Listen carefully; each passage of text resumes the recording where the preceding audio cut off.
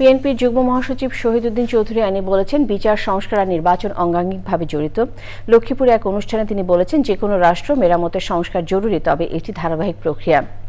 সংস্কারের পাশাপাশি দ্রুত নির্বাচনের কথাও বলেছেন তিনি। জুলাই গণ অভ্যুত্থানে খুনিদের বিচার হতে হবে বলেও মন্তব্য করেন অ্যানি। রাষ্ট্র মেরামতে সবাইকে ঐক্যবদ্ধ থাকার আহ্বান জানিয়েছেন তিনি।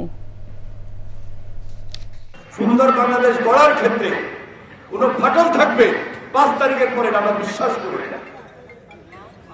কারণ আমাদের শ্রম, আমাদের ঘাম, আমাদের ত্যাগ, আমাদের গত 17 বছরে সাধারণ মানুষ, নেতা কর্মী, রাজনৈতিক দল যেভাবে আত্মহত্যা দিয়েছে, গুম খুনের শিকার হয়েছে, সর্বশেষ জুলাই আন্দোলনে যেভাবে শহীদ হয়েছে, এই ত্যাগ বৃথা যাবে না। খুনির বিচার খুব জরুরি।